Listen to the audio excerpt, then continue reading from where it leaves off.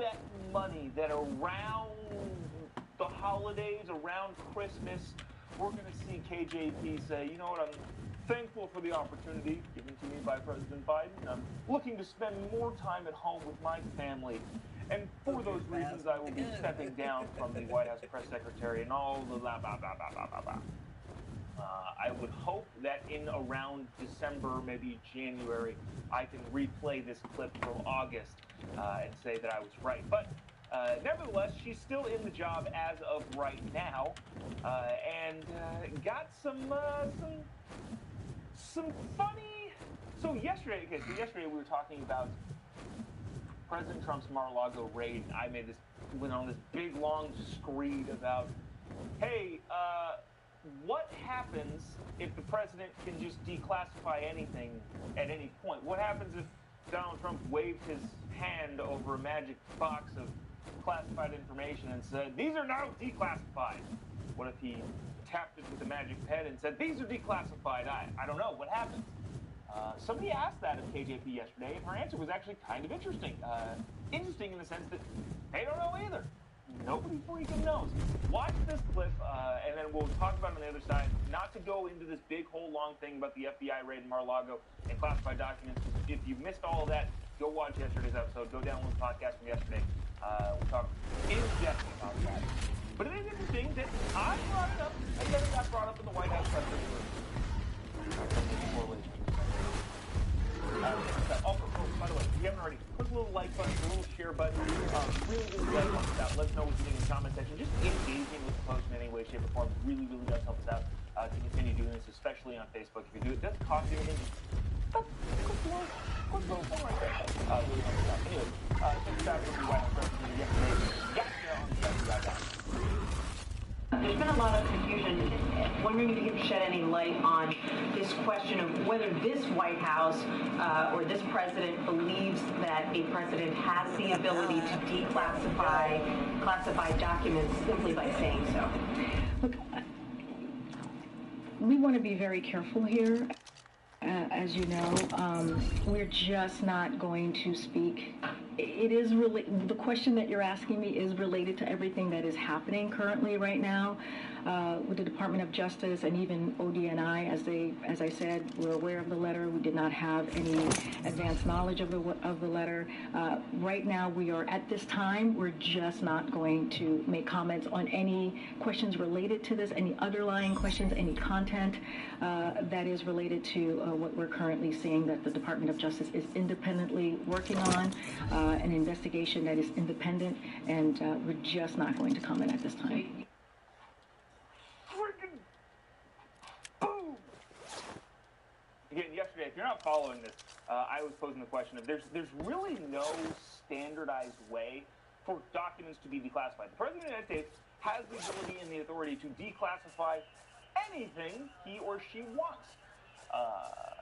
Therefore, the case can be made of, well, Donald Trump said these are declassified and then took them home to his house. Now, they're still government property, I think. I don't know how that works. But the whole, these are top secret, how dare he?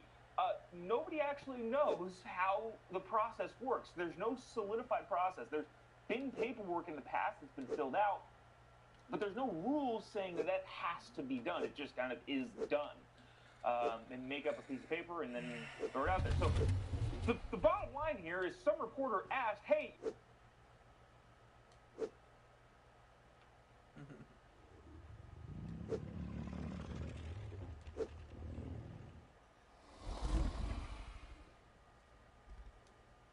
Reese's Peanut Butter Cups, Hershey Kisses candies, LOL Surprise loves mini sweets. Collect your cravings.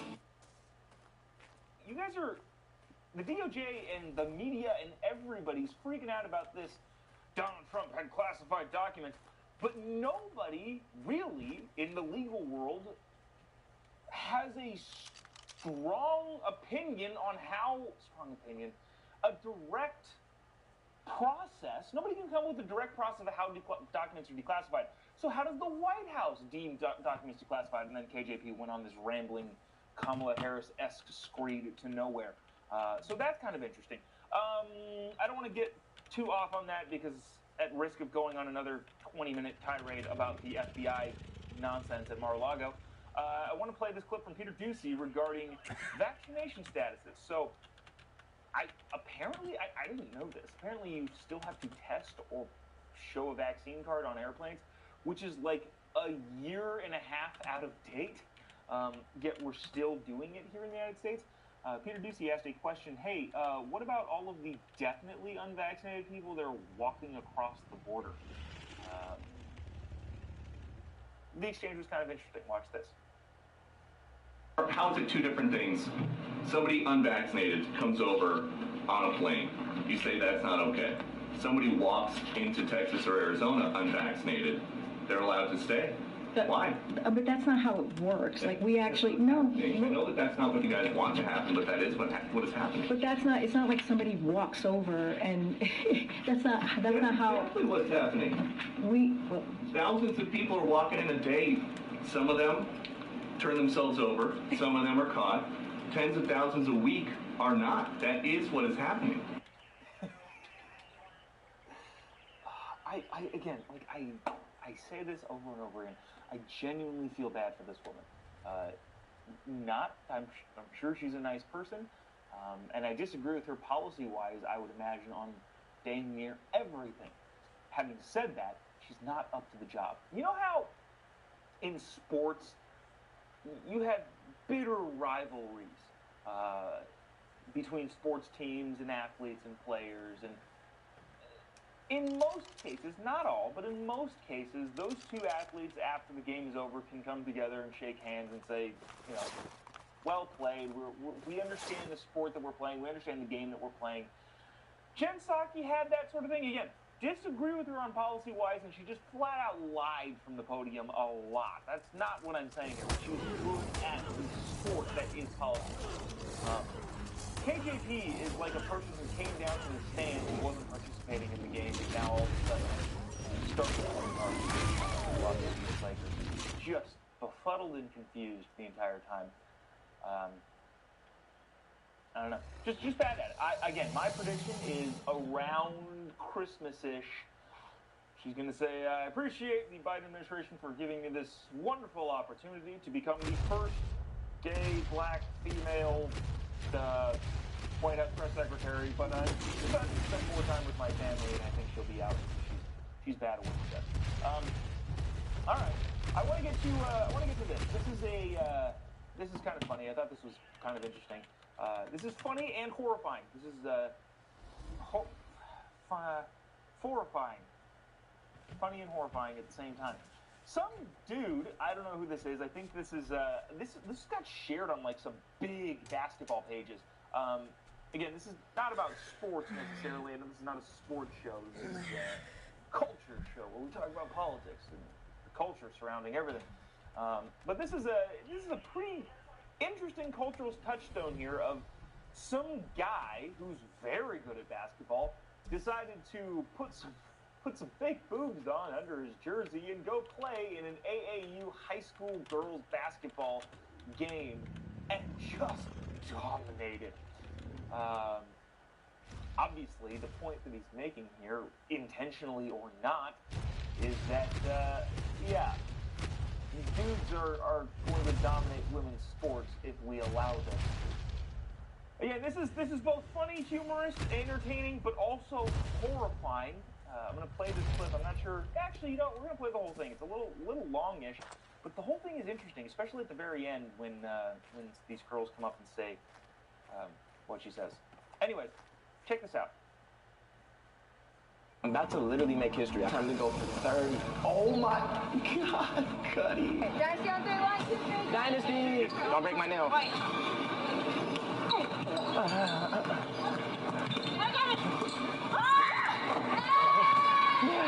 Raise the roof! I did it! She's little!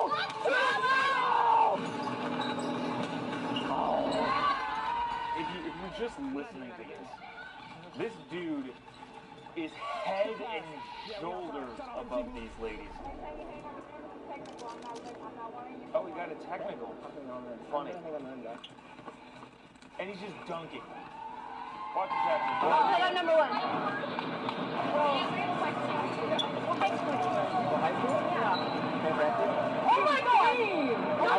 it's not for them.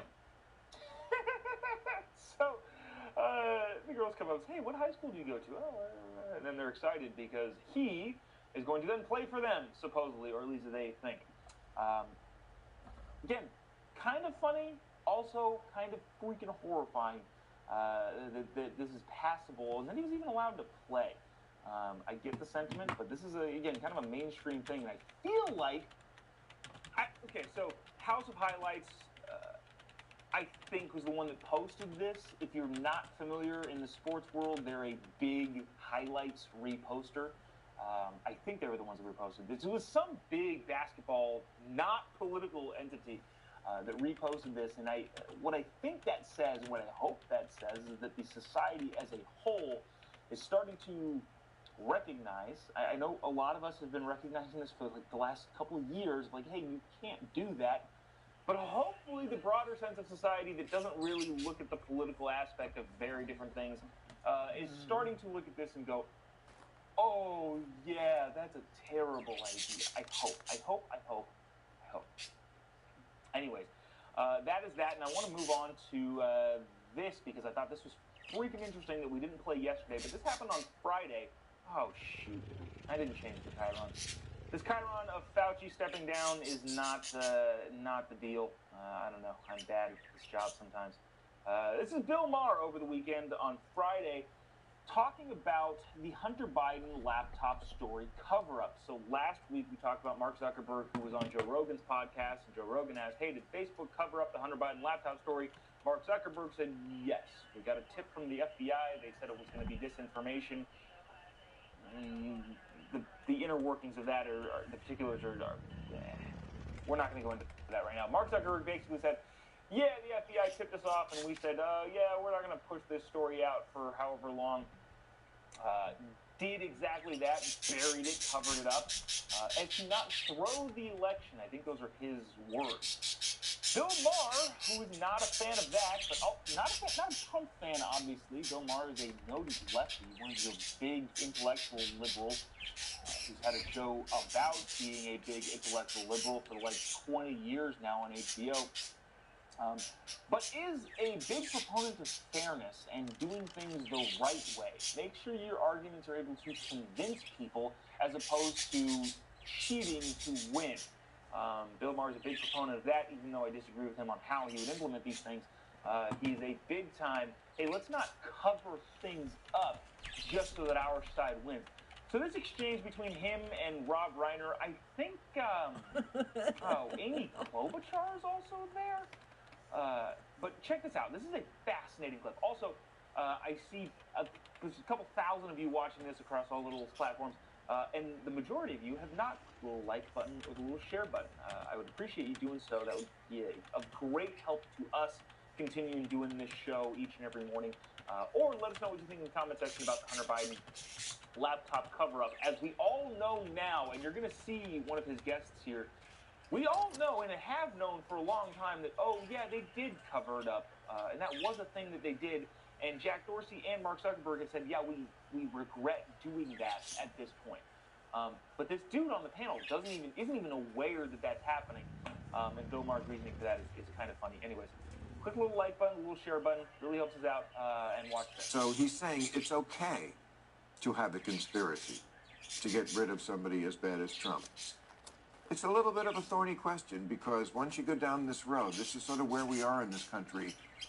The other side is so evil, anything is justified in preventing them from taking office.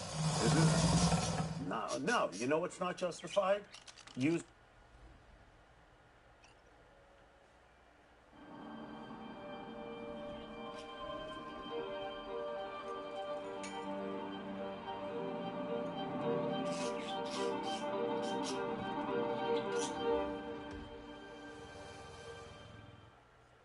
armed violence to try to kill people in the Capitol.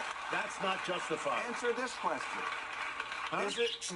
Answer this question. What is was the it question? appropriate? The question is, Was was the it press? appropriate to bury the Hunter Biden? You're talking about the press doing that? He's saying that's what they did, and that is what they did. They buried the Hunter Biden story before the election because they were like, we can't risk having the election thrown to Trump. We'll tell them after the election. And we know for a fact that that's what they did? Of course, you don't but follow I'm this. saying you know for a fact that that's what they did. I don't know what they did. I know.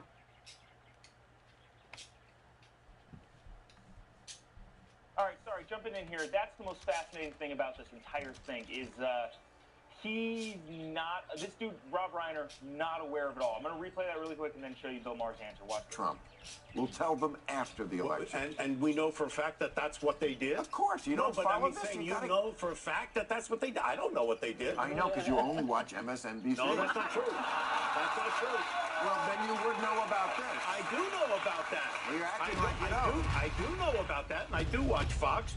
But the point is, we're going to prove now that the press tried to. They're admitting it. The press is admitting it. Yes, that's not even an issue anymore. They're saying, yes, we basically did this because we didn't want this to throw the election. Yes? I don't know that they've all said this, and I believe strongly well, the New York in the Times First definitely Amendment. didn't. My dad was a reporter. I believe in it, and I think you have to make sure that you're treating people fairly. But I think Rob's point here is that we are dealing with a man who used to be the president right now, who literally tried to lead an armed insurrection. All right. So there's that whole thing that I think I don't know. Take that what you will. The bottom line here is that Bill Maher is standing up and saying, hey, yeah, the whole Hunter Biden thing was not good, and we need to recognize that. And the other two panelists, Amy Klobuchar definitely knows. She's just a cynical politician. But Rob Reiner just didn't even know, had no idea that this was a well-known thing, like Bill Maher said, because he only watches MSNBC. Also, that one thing, Bill Maher says, yeah, the media, the news, Facebook, social media, all covered this thing up. And then Rob Reiner says, well, is it okay if this happened? As if there can only be one bad thing that happens. No. This also was bad, so your point is insignificant. Bill Maher plays it off nicely rather than going down the rabbit hole with Rob Reiner. Says, hey, no, stay on topic. But that seems to be the playbook of pretty much everybody. Just, I'm going to say a worse thing. Well, what do you think about the media covering up Hunter Biden's laptop story? Well, what, do you not care about chihuahuas and their tooth decay? And then somebody else says, oh, do you not care about childhood obesity? I'm just going to keep going down and listing bad things to not have to deal with the bad thing that you said. A couple of comments here while watching that. Thomas says, poor Meathead, so uninformed. I called, says, is Meathead, I don't actually know. Let me know in the comment section. Is Meathead like a thing that Rob Reiner gets called? Because several people called him Meathead. Olga asked, why are they covering up for Hunter Biden? Because that laptop leak story, remember, came out at the beginning of the election. Sorry. In the middle of the election, right leading up to it, and they didn't want to have the same situation. Now, let's be honest here. The FBI did the same thing to Hillary Clinton. 11 days before the 2016 election? James Comey said, oh, we're reopening the investigation into the letter of Hillary Clinton. And a lot of people think that very well could have had a huge effect on the actual election. They covered up for Hunter Biden because they didn't want that same thing to happen to Joe Biden because of Hunter Biden, because he's a crazy person. And they're definitely in bed with some bad people, both him and Joe Biden and Jim Biden and all of them.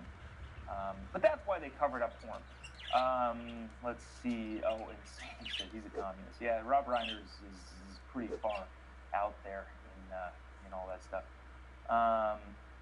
Okay, all right. All in the Family reference. Sweet. Deborah says, All in the Family, Bunker called him Meathead. Yeah, nice. Okay, cool. So I didn't know that. I don't know. I didn't watch All in the Family. It's probably a little before my time, but I appreciate y'all putting in there. Or putting that stuff in there. Okay, yeah, all right, guys. I know now. The comments keep coming. All in the Family. What do we want to do now? Do we want to do Let's do this. This won't take us super long, and then we'll get to the woke freakout. This is actually going to be a fun audience participation of the woke freakout in the segment as soon as we get done with this, because I thought this was freaking fascinating from the Washington Post. But stay tuned. In like 2 or 3 minutes, we're going to let you participate in seeing that you can find the thing in these photos that triggered the woke people. But before that, I want to talk about this. The Washington Post editorial board had an interesting piece last week in the wake of Joe Biden deciding to forgive loans, and by that I mean transfer the debt of other people to the rest of the American people. They were not happy with it. The Washington Post editorial board. Do we know anything about the Washington Post? Other than the fact that they are not a conservative-leaning outlet at all, owned by Jeff Bezos. Big time left of the Washington Post. But their editorial board just lambasted the idea that the Biden administration is going to forgive student debt. I hate that I use the word. It's not debt. Transferring debt from people who make more money to people who make less money, which is the least progressive thing progressives have ever done. But this is from the Washington Post. This is it. The unemployment rate for people with bachelor's degrees is higher. Bachelor's degrees and higher is just 2%. People with college degrees have an unemployment rate substantially lower than the rest of the population. It's hard to make the case that college graduates are still facing an unprecedented crisis, which is what they're using to justify the loan forgiveness. The loan forgiveness decision is even worse. Widely canceling student loan debt is regressive, not progressive, regressive. And again, this is from the Washington Post editorial board. It takes money from the broader tax base, mostly made up of workers who did not go to college, to subsidize the education debt of people with valuable degrees. And they don't